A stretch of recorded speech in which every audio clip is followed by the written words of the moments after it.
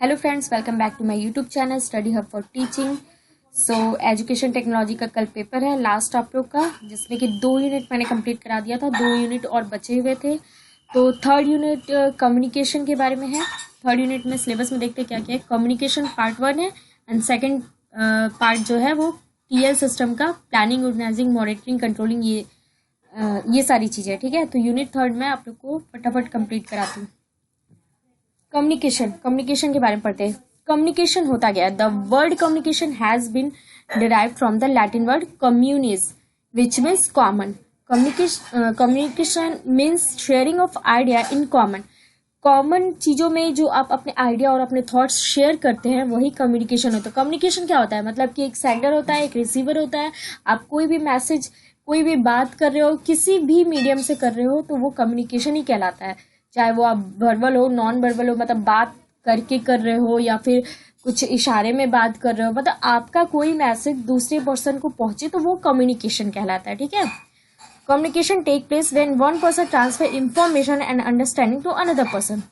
इसमें एक पर्सन है जो कि अपना इंफॉर्मेशन, कोई भी इंफॉर्मेशन हो सकता है, वो ट्रांसफर कर रहा है दूसरे को और उस पर्सन को समझ रहा है। ठीक है, it refers to exchange of ideas, feeling, emotion, knowledge, information between 2 or more person. इसमें 2 या 2 से ज्यादा पर्सन भी होता है, ग्रुप में भी लोग बात करते हैं। 2 या 2 से ज्यादा पर्सन में अपने idea, feelings, thoughts, emotion, knowledge, information, कोई भी चीज शेयर कर रहे हैं। ठीक है, अपनी चीजें दूसरे तक पहुंचा रहे, तो वो कम्युनिकेशन कहलाता है।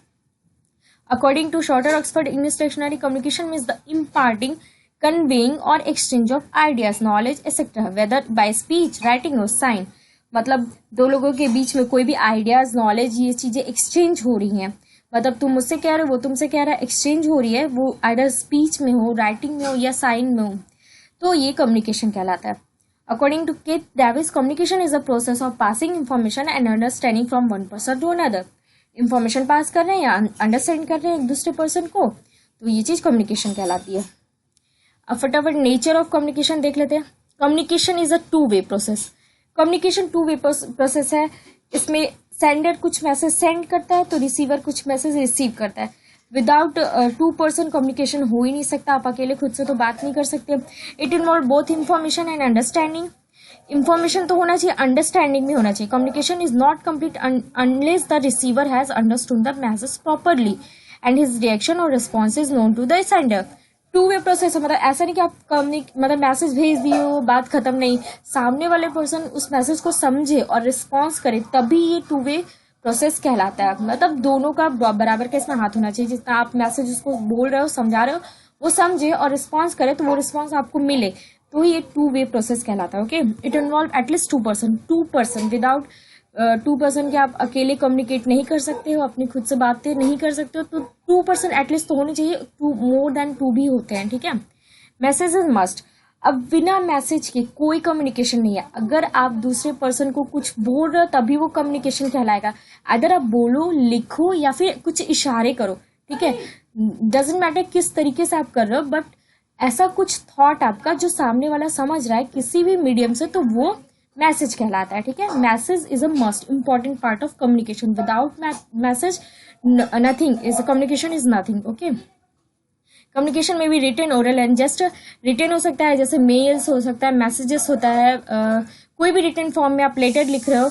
ओरल जैसे बातें कर रहे हो आप, कोई भी आपकी स्पीकिंग के थ्रू कम्युनिकेशन हो रहा है। जेस्टर लाइक आप कोई इशारा कर रहे हो, आईज ब्लिंक कर रहे हो या फिर हैंड से पोस्चर दे रहे हो, जेस्चर दे रहे हो, ये सारी चीजें आती है। Influence human behaviour. Influence human behaviour में क्या होता है, primary purpose of communication is to influence human behaviour. There is no doubt that motivation comes from within, but communicator can also motivate people by good drafting of message, proper timing of communication. आपका जो message होता है वो दूसरे को influence करना चाहिए, proper एक way of conveying the message होना चाहिए, प्रॉपर टाइमिंग पे कम्युनिकेशन होना चाहिए, तो वो ह्यूमन बिहेवियर इन्फ्लुएंस करता है। कम्युनिकेशन में भी फॉर्मल, इनफॉर्मल। फॉर्मल लाइक आप किसी ऑफिस में, ऑर्गेनाइजेशन में कर रहे हो कि बॉस के थ्रू, मतलब डायरेक्टर के थ्रू मैनेजर पे आ रहा है, मैनेजर के थ्रू असिस्टेंट मैनेजर पे आ रहा है, असिस्टेंट मैनेजर के थ्रू टीम लीडर पे, तो एक फॉर्मल कम्युनिकेशन है। लेकिन इनफॉर्मल क्या होता है, लाइक आप पर्सनल टॉक किसी से करना चाह रहे हो, लाइक आप डायरेक्टर से डायरेक्ट, कोई टीम लीडर है वो कुछ पर्सनल टॉक करता है, या फिर जितना उसका पर्सनालिटी, मतलब होता है ना आपस में कुछ ऐसे हाय बाय, वो उस टाइप की चीज़ें इनफॉर्मल में आती है। और प्रॉपर कोई ऑफिस का काम है या फिर कुछ है तो वो स्टेप बाय स्टेप फॉर्मल तरीके में होता है कम्युनिकेशन, ठीक है। It follow up and down from side to side. Up and down, communication flows downward from a superior to subordinate and upward from subordinate to a superior। मतलब एक organisation में ऐसा होता है कि सुपीरियर से सबॉर्डिनेट तक आता है और सबॉर्डिनेट से सुपीरियर तक एक प्रोसेस में जाता है, मतलब वन बाय वन करके। It is a integral part of the process of exchange. It refer to the exchange of idea, feeling, emotion and knowledge and information between two और more person. कोई भी idea, कोई भी thought, कोई भी emotion दो लोगों के बीच में एक्सचेंज होता है तो वो मैसेज कम्युनिकेशन एक इंटीग्रल पार्ट है, ठीक है। 7C कम्युनिकेशन क्या होता है? 7C मतलब कि सारे ही वर्ड 7 वर्ड होते हैं जिसका स्टार्टिंग C होता है, इसलिए 7th C कम्युनिकेशन कहता है। कम्युनिकेशन में ये चीजें इंपॉर्टेंट होती है: clarity, correctness, completeness, conciseness, consideration, correctness and concreteness and courtesy. ये चीजें इंपॉर्टेंट होती है एक अच्छी कम्युनिकेशन के लिए। क्लियरिटी मतलब कि आपका मैसेज बहुत ही क्लियर होना चाहिए, कुछ भी उसमें ऐसा नहीं कि वो समझ में नहीं आ रहा है, अंडरस्टैंडिंग नहीं, ऐसा नहीं।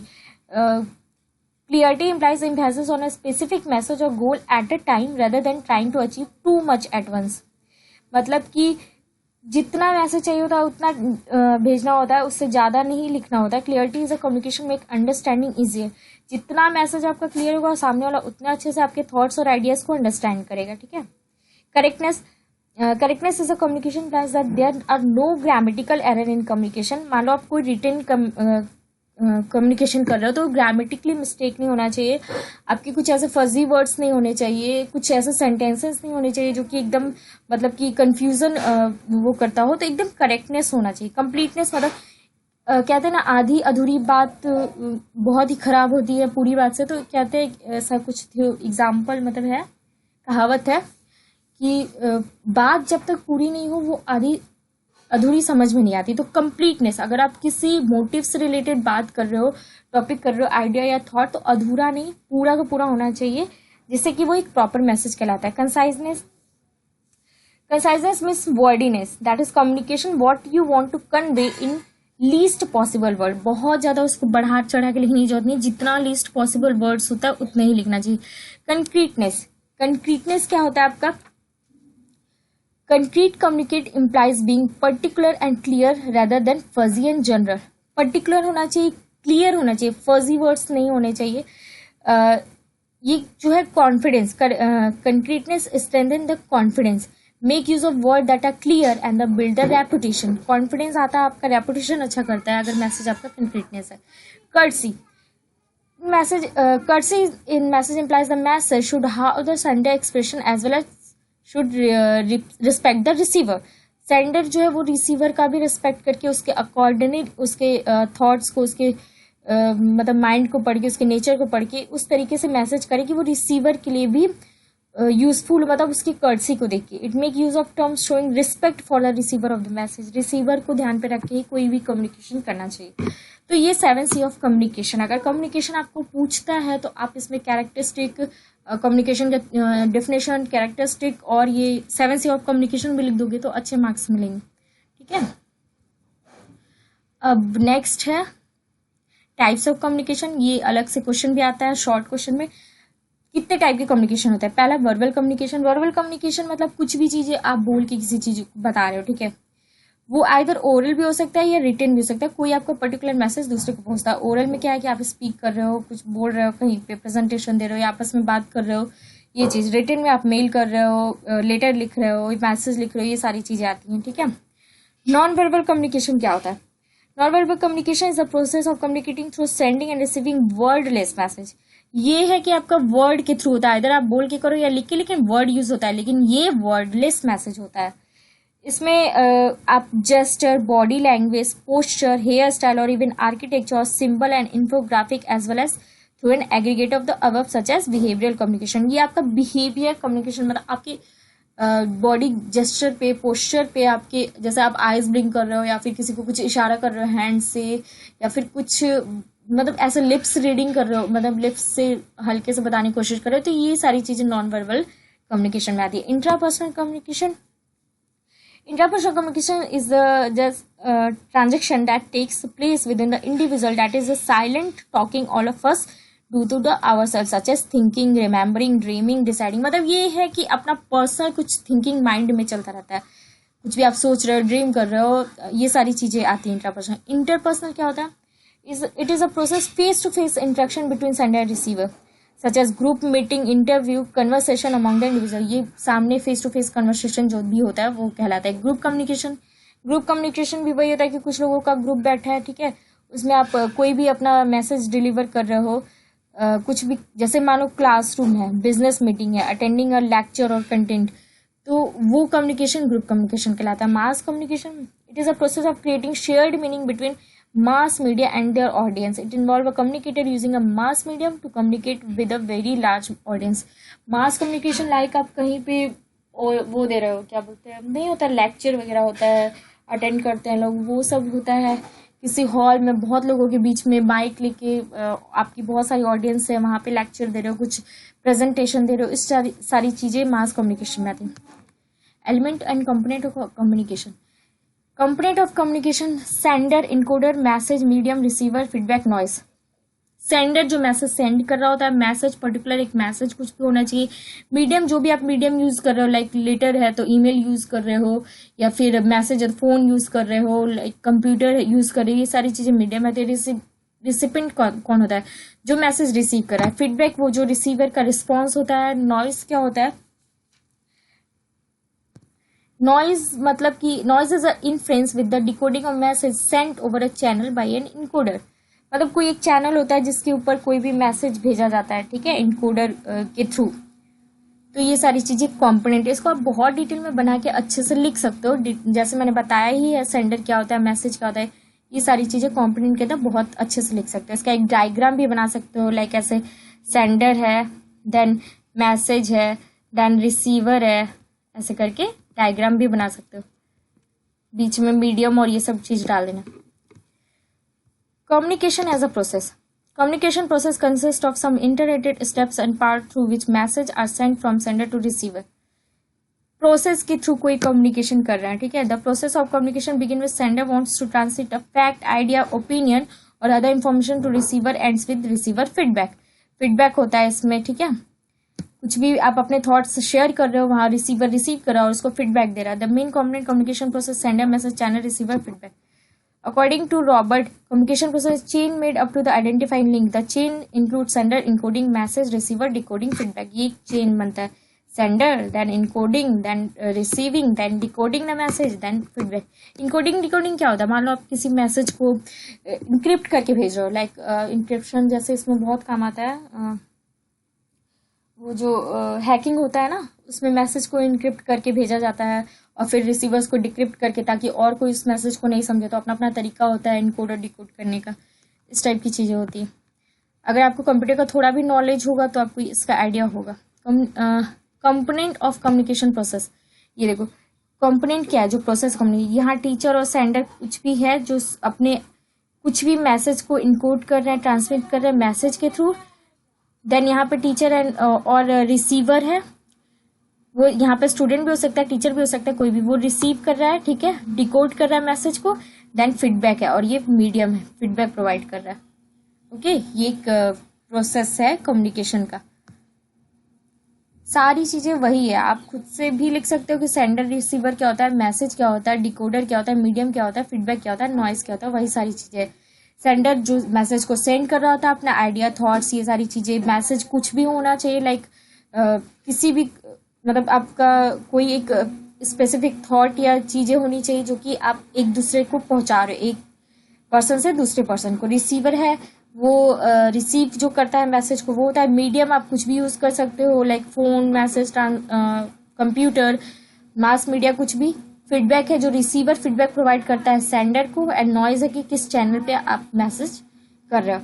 इनकोडिंग का मतलब होता है कि मैसेज को आप दूसरे तरीके से इनक्रिप्ट कर रहे हो जिससे और कोई ना पढ़ सके. डिकोडिंग का मतलब वही टेक्निक वो भेजता है उसको रिसीवर को, उस टेक्निक से वो उसको डिकोड कर रहा होता है. बैरियर्स क्या होता है क्लासरूम कम्युनिकेशन प्रोसेस में? बैरियर्स, अब कुछ रुकावटें हैं जो कि कम्युनिकेशन में बैरियर्स होती है, मतलब रुकावट होती है. पहला लिसनिंग बैरियर्स. लिसनिंग बैरियर्स, जैसे कि आप कोई भी चीज, जैसे क्लास में टीचर पढ़ा रहा है और बच्चा उस चीज को अच्छे से नहीं सुन रहा है, ठीक है, या तो वो इंटरेस्टेड नहीं है या फिर उसको सुनाई ही नहीं दे रहा है, पीछे कुछ बच्चे बैठे, इस टाइप की चीजें हैं, प्रॉपर उस मैसेज को समझ नहीं रहा है, लिसन नहीं कर रहा है, तो ये सारी लिसनिंग बैरियर्स में आ जाती हैं चीजें, ठीक है। Effective listening is one of the most important factors in classroom communication. Take the time to listen what the other person is saying. When someone is speaking, you should not be thinking of your response. कुछ लोग क्या होते हैं कि अभी सामने वाला बंदा कुछ कह ही नहीं रहा है कि वो अपना रिस्पॉन्स तैयार करने लगते हैं कि मुझे इसके बाद क्या बोला। नहीं, आप प्रॉपर अच्छे से उनको सुनो कि वो कह क्या रहे हैं, ठीक है। जब तक प्रॉपर लिसनिंग नहीं है, कम्युनिकेशन अच्छा नहीं हो सकता है। Perception barriers, perception important aspect can be missed by not conveying a subject in a depth. A teacher should also learn to focus on both positive and negative aspect of conversation. By having a distorted focus, a teacher may only focus on negative aspect of a conversation. Like कुछ teacher बोल रहा है, ठीक है, आप उसको perception करके कुछ और ही समझ रहे हो, गलत मीनिंग निकाल रहे हो, तो वो बैरियर्स हो सकता है। लाइक टीचर को भी इस पे कॉन्सेंट्रेट करना चाहिए कि उसका पॉजिटिव और नेगेटिव एस्पेक्ट क्या हो सकता है जो भी वो बोल रहा है, ठीक है। Oral barriers, communication barriers the classroom may exist if oral communication is not clear. Communication only occur when the listener hears and understand your message in a way you meant for it to be received. Oral communication include using words with ambiguous meaning, bias meaning, bias without bias होना चाहिए। मतलब कि oral आप जो बोल रहे हो ना, अगर उसका वो गलत मतलब, गलत मीनिंग समझ रहा है, लाइक समटाइम्स सुनने में भी प्रॉब्लम हो जाता है, तो किसी भी वर्ड का अगर वो गलत मीनिंग समझ रहा है तो वो प्रॉब्लम हो जाता है। तो आप इतना क्लियर और वो चीज़ें समझा के बोले कि सामने वाला बच्चा या जो भी आपका लिसनर है वो उसको अच्छे से प्रॉपर वे में सुने। आपका कोई भी मैसेज बायस्ड नहीं होना चाहिए किसी को लेके, ठीक है। स्पीच एंड लैंग्वेज डिफिकल्टी, कुछ बच्चों में क्या होता है कि स्पीच डिफिकल्टी होता है, वो स्ट्रगल करते हैं आप कम्युनिकेट करने में, क्लास में अपनी चीज़ों को बताने में, लाइक उनके पास वर्ड नहीं होता है, लेस ऑफ वर्ड होता है, ठीक है, और जेस्टर के थ्रू बताते हैं, इतना उनका लेस कॉन्फिडेंस होता है कि वो हाथ का ज़्यादा इशारा करने लगते हैं बोलने की वजह। तो ये सारी चीज़ें डिफिकल्टीज होती है। बोरिंग क्लासरूम लेसन, अगर क्लासरूम का लेसन बहुत बोरिंग है तो भी बच्चे बोर हो रहे हैं क्लास को अंडरस्टैंड, जब वो बोर हो रहे हैं तो वो टीचर की बात को सुनेंगे ही नहीं, तो कम्युनिकेशन अच्छा नहीं हो। पर्सनालिटी डिफरेंस, डिफरेंट बच्चे डिफरेंट पर्सनालिटी के होते हैं, लाइक कुछ टीचर्स को पसंद करते हैं, कुछ नहीं पसंद करते, कुछ का टीचर से पढ़ता है, मतलब अच्छा रिलेशन है, किसी का नहीं है। तो ये सारी चीज़ें भी। पीयर प्रेशर क्या होता है? Peer pressure create communication problem in the classroom when student respond to teacher by acting funny, cool और मतलब ऐसा है ना कि टीचर कभी कभी कुछ बोलता है तो स्टूडेंट उसका फनी वे में आंसर देता है, कूल होके आंसर देता है। तो ये सारी चीज़ें भी बहुत खराब मतलब इम्पैक्ट करती है टीचर और स्टूडेंट के रिलेशनशिप में, ठीक है। Lack of common experience, lack of common experience between instruction and student is probably the greatest single barrier to effective communication. Many people seem to believe that words transport meaning from speaker to listener in the same way that a truck carries brick from one location to other. मतलब इसमें क्या है कि कुछ same meaning और mind of instruction होना चाहिए, mind of the student, जो इंस्ट्रक्शन है जो कि वो समझा रहा है, जो स्टूडेंट है, उन लोगों का माइंड सेटिंग मतलब एक सेम टाइप जो को अंडरस्टैंड करके ही वो टॉपिक को आप समझाना चाहिए। ऐसा नहीं कि उसके सर के ऊपर से उड़ रहा है। तो कॉमन एक एक्सपीरियंस के थ्रू कॉमन बच्चों को अंडरस्टैंड करके ही आपको कोई भी चीज़ पढ़ानी चाहिए। Communication between symbol and symbolised object, language abound with words that mean different things to different people. Confusion between the symbol and symbolized object result when a word confused with what is meant to represent. कई बार चीज़ों में जैसे words में confusion होता है, उसकी meanings में confusion होता है, तो ये भी बहुत बड़ा बैरियर हो सकता है। Over use of abstraction, abstraction मतलब कोई चीज़ आप बहुत ही एब्स्ट्रैक्ट वे में बता रहे हो, उसका पूरा फुल मीनिंग क्लियर मीनिंग नहीं समझा रहे हो, ऊपर ऊपर एक दो डिफिनेशन बता दे रहे हो एक दो लाइन में, तो ये भी बहुत ज़्यादा ओवर यूज करने से बच्चों के सर के ऊपर से जाता है। Influence, barrier to effective communication are usually under the direct control of the instruction. However, influence is made of the factors that are outside the direct control of the instruction. Psychological, environmental, physiological influence. To communicate effectively, the instruction should consider the effect of this factor. मतलब कुछ ऐसी problem है बच्चों को, जैसे कि biological problem है, psychological problem है, जैसे हियरिंग लॉस, इंजरी और फिजिकल इलनेस, ऐसे भी बच्चे होते हैं क्लासेस में, तो उन बच्चों को कम्युनिकेशन में बहुत प्रॉब्लम होता है, ठीक है। तो ये बैरियर्स हैं जो कि क्लासरूम में क्या क्या बैरियर्स हो सकते हैं कम्युनिकेशन के. A measure to remove barriers of classroom. Communicate respectfully.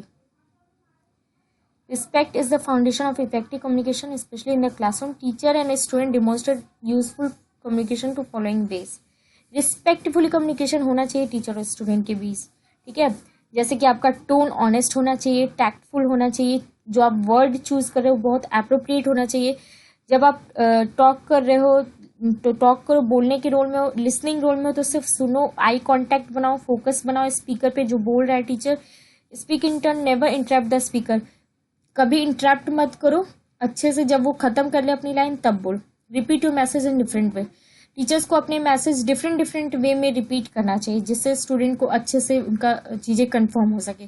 Check for understanding. बीच बीच में आप पूछते रहो जैसे कि एनी डाउट या फिर डिड यू अंडरस्टैंड, ऐसे करके बच्चों से अगर आप बीच बीच में पूछते रहोगे, उनके रिस्पॉन्स देखोगे, तभी आपको पता चलेगा आपका कम्युनिकेशन सही से हो रहा है.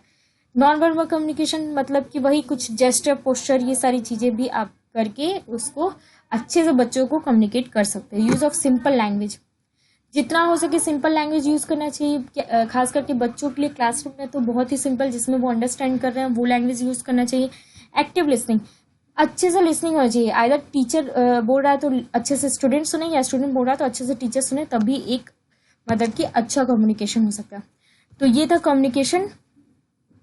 इसमें इतनी चीजें आप पढ़ लोगे तो इसमें से कोई भी क्वेश्चन आएगा आप अच्छे से लिख लोगे. ठीक है, आई होप आप लोग को ये टॉपिक समझ में आया हो, ये चैप्टर समझ में आया हो. If you like the video please like, share and subscribe. Thank you so much guys.